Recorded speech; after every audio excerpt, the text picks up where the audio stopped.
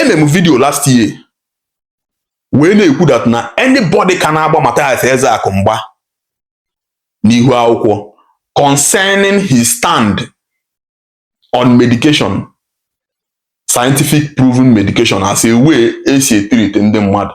Anybody na-agbada young man mgba enweghị ihere.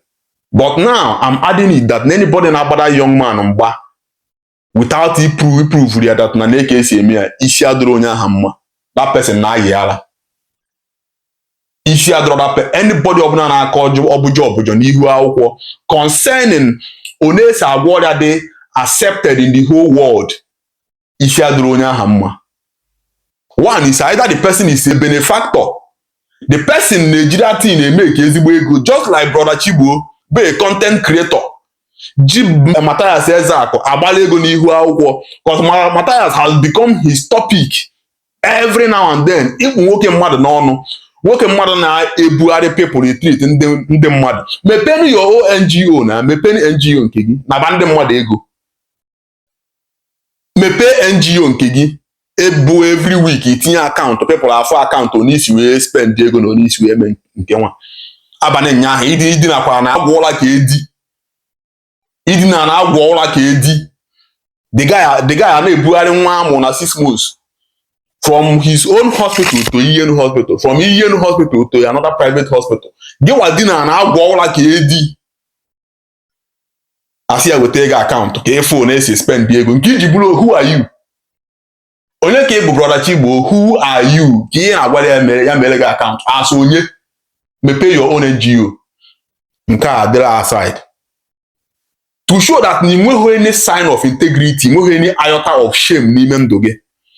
This same person ịkpụ n'ọnụ every day na ọ na-eme nteme imu na asị jide ya ka egbuo ya, na ọ na-achụpụ ndị mmadụ n'ụka, na ọ na-ekreti ihe na-achị dị ka terrorist group n'ala Igbo, na ọ danger ka ọ bụ n'ala Igbo, na ọ red sign ka ọ bụ n'ala Igbo.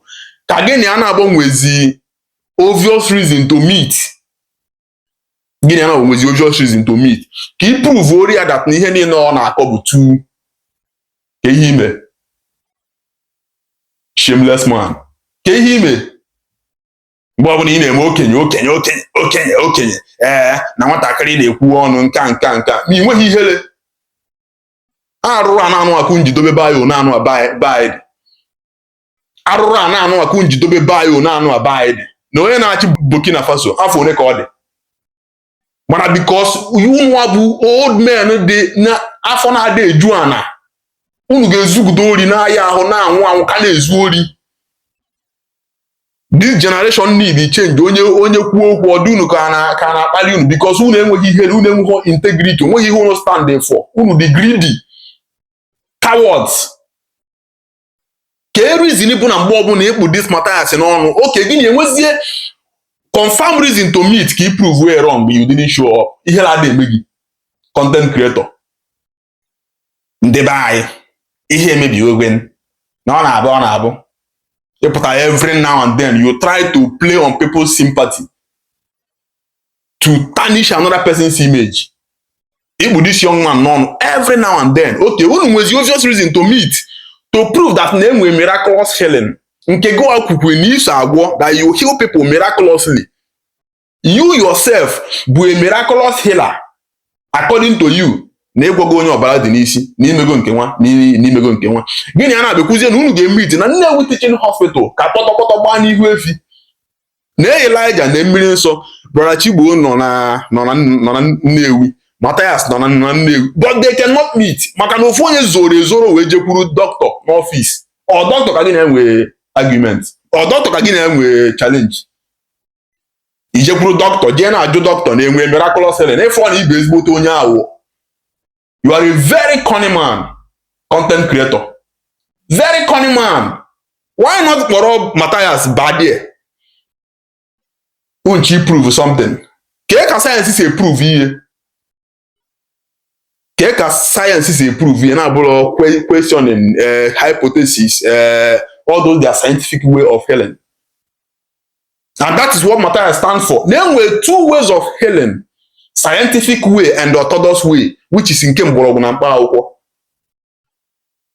Dibịa sị gị na ọ na-agwọ enyi ure esi ya na ihe dị otu ahụ adịghị ịbịa oje gbute mgbọrọgwụ gwa gị na a ga-esi nke anụ wee si na a ga-ata nke anụ ata na a ga-asọrọ nke anụ ihe ịṅụọ the thing ọ na-ikwete na ọ na-eme the same thing ka iji ipru to show you that na ndị amụma ba nwee more integrity than gịwa bụ brother Chigbo. I nweghị any integrity, i nweghị any respect for yourself. Ihere adịghị eme gị, ofu mkpụrụ ihere adọrọ gị n'anya.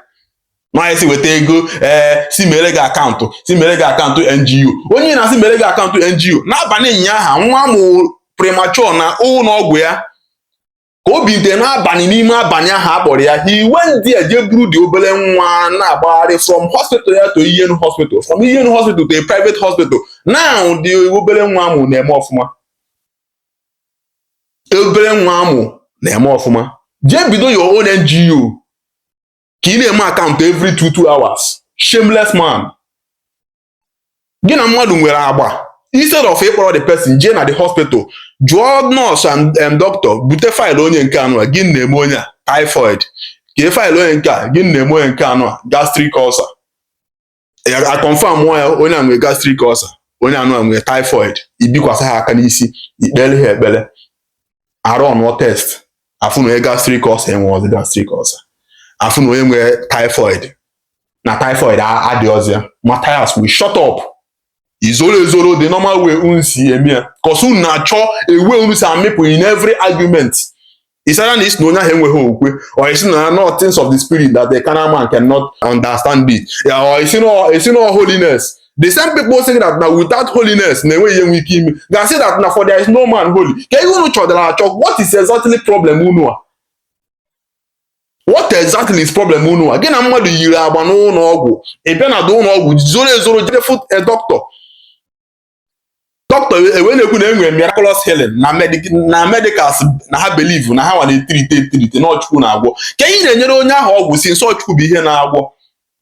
Gekwe ntị, ịbụrụ nwoke n'ụwa anụwa gbabakwa mbọ make sure that na ihe ị dey take care of your family ada akọ gị.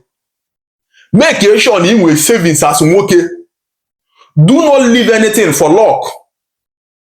Do not leave anything for luck. Na-agbasi mbọ ike ka ị make sure that na ego iji egbo mkpa dị gị n'aka every now and then. If you leave anything, onye ọbụla hapụrụ anything for miracle hapụrụ ya ka ihe agba na betting. And anybody ọbụla bụ onye na-agba betting, any gambler ma that na ego ya dị at risk. Because enweghị anything ọnwụ ị na-eme on gambling in way assurance that na the thing will come out successful. It happened that anybody who can afford medical treatment abroad, we hospital only abroad, unless only the ignorance of it.